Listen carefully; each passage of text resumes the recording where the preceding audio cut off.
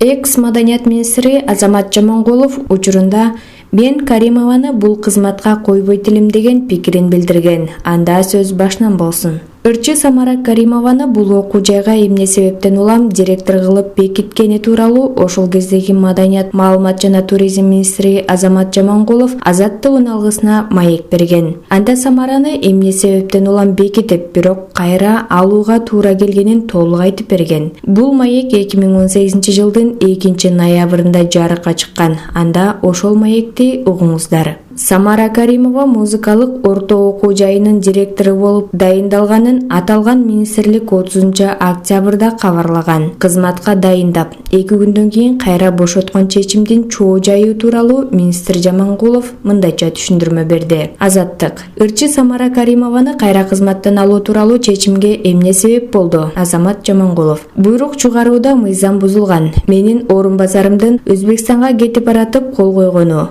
анын башка күнү каттоого алынганы.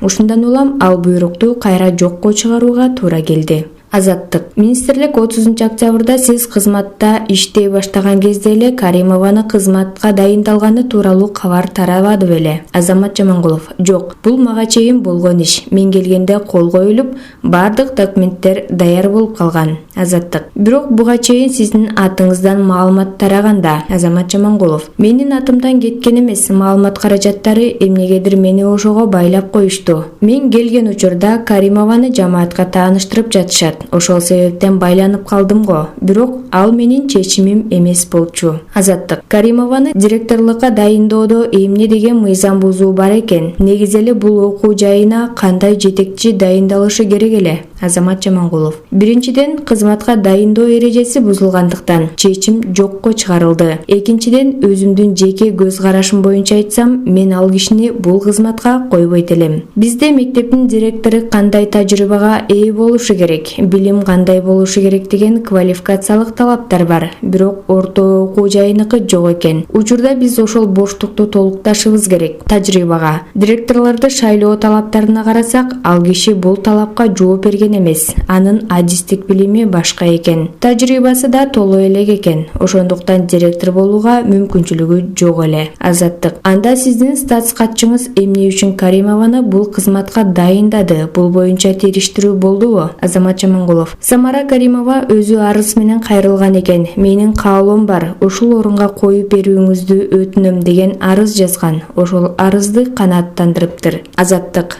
Оштогу Ниязал атындагы музыкалык окуу жайынын абалы чынында кейиштүү экен. Өрттөнүп кеткен бойдон оңдолбой туруптур. Мурдага эмне көңүл бурулган эмес, азыр оңдолдубу? Азамат Жамангулов: биз жардам беребиз. Мен анын ушундай абалга туш келгенин билген эмесмин. Азыр баарыбыз биригип бул окуу жайын оңдоп көтөрүүгө тийишпиз. Мен ушул күндөрү Ошко барам. Эртең окуу жайынын абалын өз көзүм менен көрөйүн деп жатам. Келгенден кийин резервдеги каражаттардын кайсы бир бөлүгүн берүү менен мекемени калыбына келтирүүгө аракет кылабыз. Жаңы директор дайындап, ишти жакшыртуу керек. Азаттык: негизи эле кадр маселесинде ушундай көрүнүш туурабы? Кызматка дайындап, бирок 2-3 күндөн кийин болбой калды деп алып койгон. Азамат Жамангулов: мыйзам бузулган болсо кайра алыш керек. Дайындап калдык элек деп карап отурган болбойт.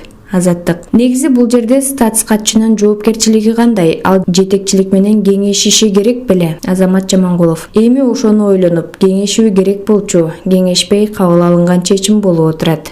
Азаттык: статс катчыга кандай чара көрүлө турган болду? Жамангулов: ага сөгүш жарыялоо туурасында премьер-министрге кат жөнөттүм, деп экс-маданият министри Азамат Жамангулов 2018 жылдын 2-ноябрында маек берген.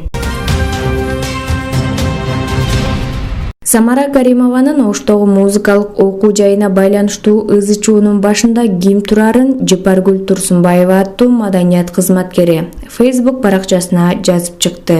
Анда мындай дейт: Жанагы Самара Каримованын ызы-чуусунун ана башында ушул маданият, маалымат жана туризм министрлигинин стат катчысы Секимов Бактыбек Шайыкбекович турган жана турат. 2018 жылы министр Султан Жумагулов каза болуп калып, бир нече күн ИО министр боло калганда Самара Каримовага мыйзамсыз буйрук чыгарып коюп, 2 күндөн кийин жаңы министр Жамангулов Азамат Капарович дайындалары менен ал мыйзамсыз буйрукту жокко чыгарган. Бул Секимов Бактыбек Шайыкбекович Пекович Бишкек шаардык гос регистринин статкатчылыгынан куулуп, айдалып кетип, анан бизге келген. Маданият министрлигинин кадр саясаты башка мекемелерде жараксыз деп табылган жараксыз кадрларды чогулткан кадрлардын таштанды челеги. Биздин министрликке милиция кызматкери деле отставкага чыгып алып келип иштей берет. Финансист Кыргыз Республикасынын маданиятына эмгек сиңирген ишмери боло берет жана башка. Эмесе Бишкек шаардык гос регистринен шиленди болуп чыккан ушул киши тууралуу штрихтер. Мунун башкы калканычы экс-премьер-министр Мухаммедкалый Абылгазиев болгон. Маданият жүйрөсү Сейкимов Бактыбек Шайыкбековичти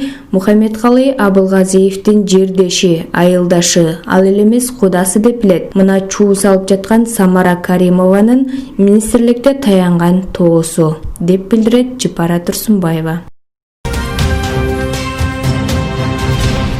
Алып баруучу Айзура Иманалиева атасы Залкар акын Элмирбек Иманалиевге 1-айлыгынан жүн байпак алып бергени жана аны акын жайдын аптаптуу күндөрүндө да кийип жүргөнүн айтып, мындайча эскерди. Мындан 6-7 жыл мурда өзүмдүн кесибим боюнча жаңыдан иштеп, алгачкы тапкан тыйыныма атама бутуңуз үшүбөсүн деп жүн байпак сатып бердим. Менин болбогон белегим үчүн аябай сүйүндү. Кийин жайдын аптаптуу күндөрүнүн биринде жолугуп калсак, бутунда баягы мен бирген жүн байпак. Көрсө чечпей кийип жүрчү экен. Атам үчүн белектин баалуулугу маанилүү эмес болчу. Кандай белек берсек дагы жаш баладай сүйүнүп кабыл алар эле. Тилекке каршы ата-энем чал кемпир болуп, мен аларга көлөш сатып бере турган карлыкка жетпей кете беришти. Бүгүн болсо Сезим экөөбүз Нурдуу балдарга барып, биргеликте Куран окудук. Сообу тийсин силерге, асылдарым, деп жазган.